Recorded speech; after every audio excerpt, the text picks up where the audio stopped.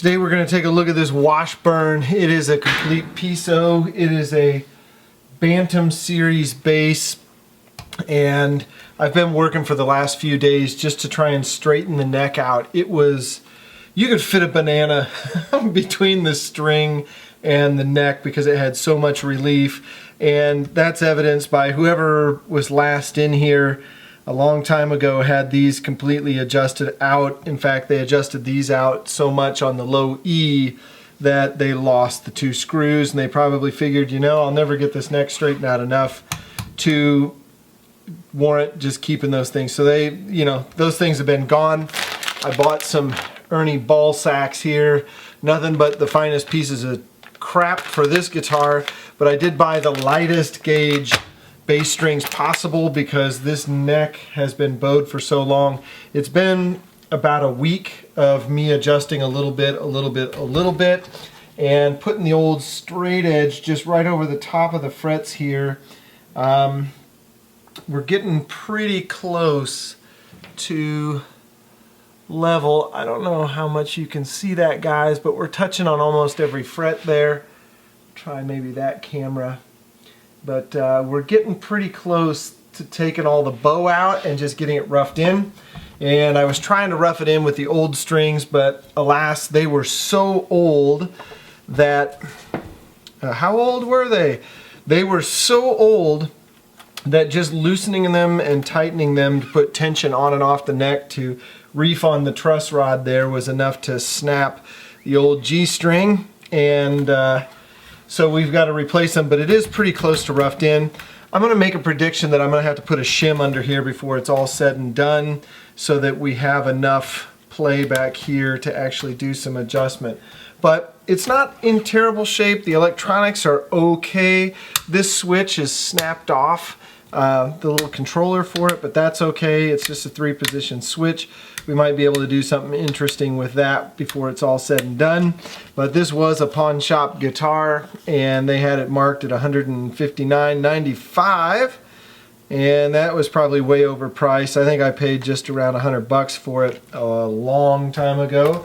But I just use it to lay down little tracks on things that I'm recording. It's not a serious instrument, but it was enough fret buzz and just kind of weird playing that I wanted to get into it, make it play as nice as it could. But it's not a surprise that somebody wanted to trade this off. The way that it was set up, just horrible to play. So I'm going to take these strings off of here. We're going to get it cleaned up.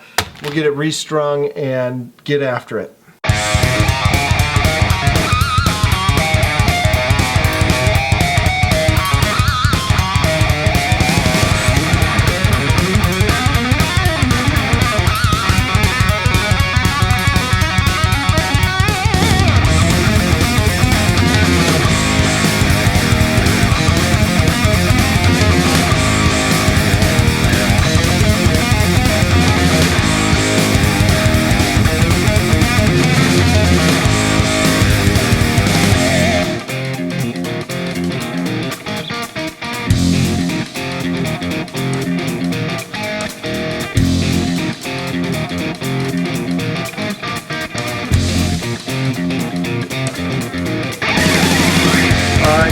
Time for the ball sacks.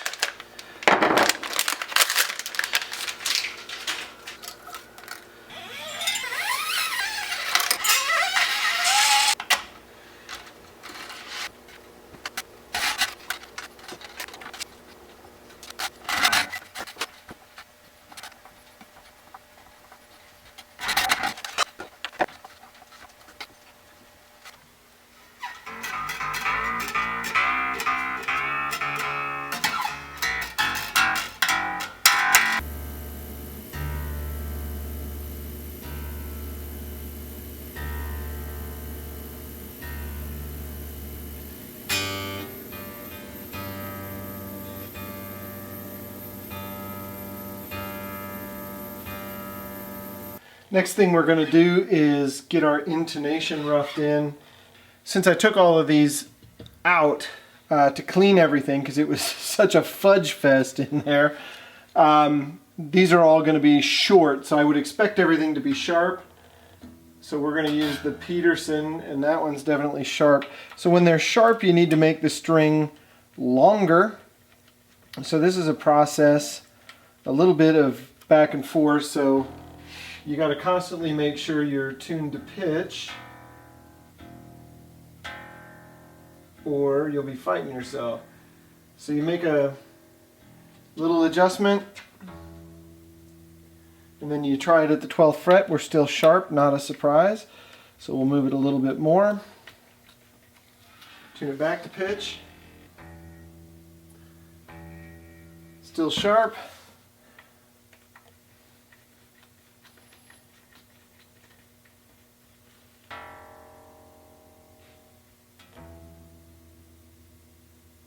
That one's on.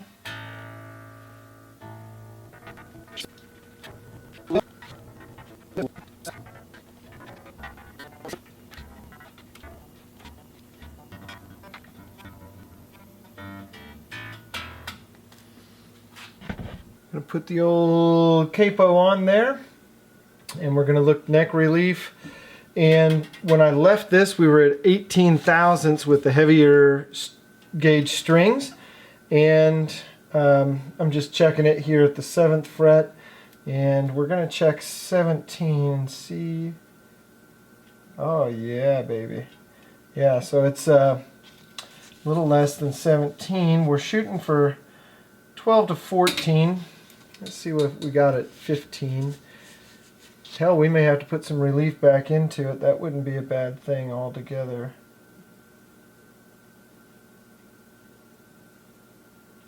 Just a little tight at 15.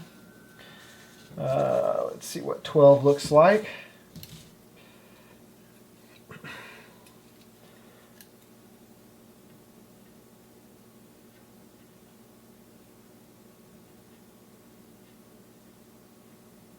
Tell you what, I like that, but I am going to back the truss rod off just a tick, and I'm doing this just because there is so much adjustment in this neck, and I feel like the truss rod is probably tighter than it wants to be.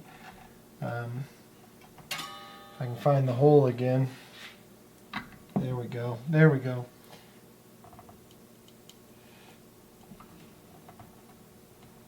So we're backing off of it just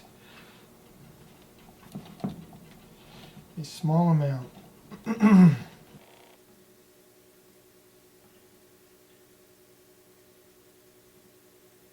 Now that is 12, and that's pretty dreamy.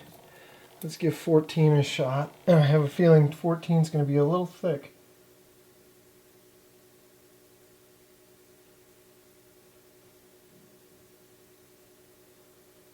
Just the slightest. So we're right on with what we want our neck relief to be.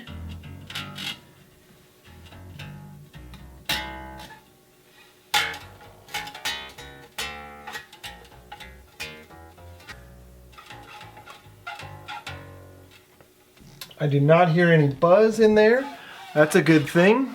So last thing to check before we let this guy go is our string height, and we're looking for somewhere around 5/64, and we are high by a few 64ths, and unfortunately our low E is as low as it can possibly go, and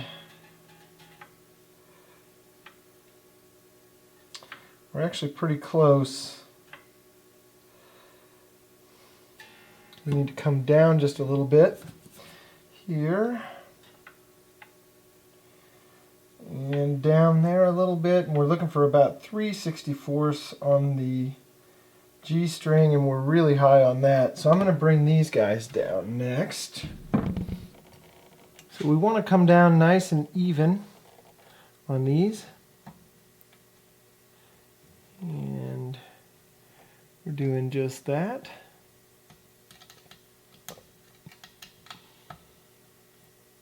And I'm going to tell you that since these guys are floating, we definitely need a shim.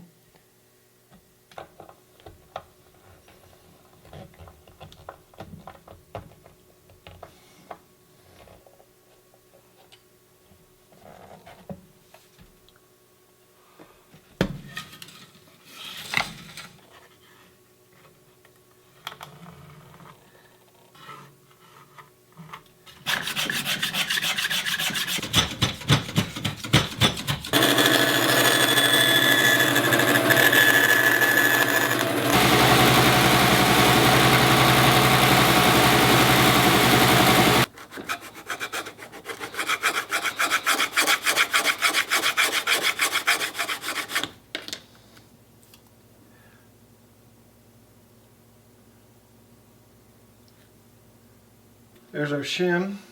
So it's maybe as thick as a business card or two, maybe a business card and a half.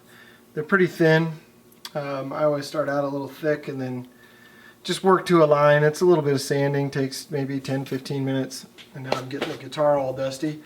But you just barely need anything there. So when we put the neck in, there's just a little bit of an angle here. I mean slight. But when we put a straight edge across it, and I'm going to back out here. When I put a straight edge across this, and you want to make sure you're all bottomed out here, but when I put a straight edge across this, come on, straight edge, I'm looking for it, and that thing's just kind of springing up. I want it to be just right at the level of that thing, because the strings are going to want to ride just a little bit above the fretboard. So if I'm at the top of my saddle, I know I've got some adjustment there, and that's right where I'm at. Perfect fit. Before we restring this guy, we're going to take one last check and make sure that we are indeed, we're like right at the saddle there. It is a huge no-no to restring a bass or any guitar with strings that have already been strung, but I need to get this guy back to playing, and I'll replace the strings fairly soon when the store's all open back up. But it's Christmas Day and I know nobody's open, so we're just going to restring this, make sure everything's set up well, and call it a night. We are measuring string height at the 12th fret, and we're just going to come up nice and even on both ends of the barrel until we like what we see. I'm looking for 5/64s on the low E. There is no high E, so just the E string is 5/64s. I'm going to start at 5/64s on the A. Then we'll go to 4/64s and see how that goes on the D string. And from there, we'll do 3/64 on the G.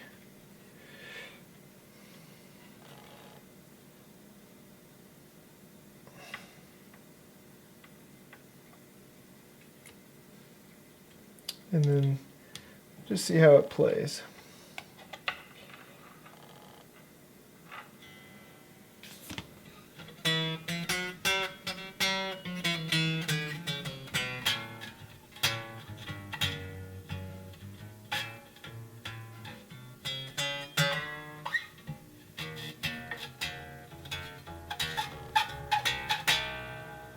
My E is a little bit low because I do not have adjustment screws in it. I need to get adjusting screws. But everything else looks to be in pretty good.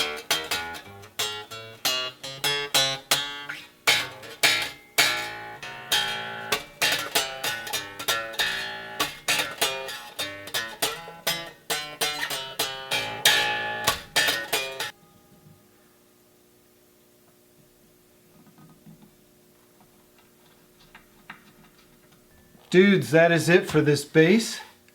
We did a ton of truss rod adjustment on this bad boy. We took it from a neck relief that, I mean, you could almost stick your pinky in there. That's how bad the neck relief was. It looked like somebody had probably loosened the truss rod off years ago, put on some heavyweight strings, and never ever adjusted it again. It made this thing play absolutely terrible. We could tell because the bridge was completely bottomed out on all the strings, just trying to get some sort of playability. So we adjusted the truss rod, we tightened up all the tuners. There was a lot of rattle in this guitar. Loose tuning pegs, probably one of the reasons. The other thing we did, we adjusted the intonation, we adjusted string height, we got the neck relief right, we cleaned everything up. I'm still missing a couple adjustment screws. I'll get those. And then maybe this three-way selector switch down here needs to be replaced, and I'll get to that too. The only thing that I didn't do setup wise, because I don't have an amp out here right now, I'll have one out here next week, but I didn't adjust pickup height. I'll plug it into my computer, I'll run it through Guitar Rig 5, and that's where I set a lot of my playing stuff, just because that's how I play, is through the computer most of the time. I have neighbors that don't like the guitar, so that's how we do it. But we took this absolute POS Washburn Bantam bass and turned it into something that's definitely a hell of a lot more playable than it was. So I'm looking forward to enjoying this for quite some time. Rock on, guys.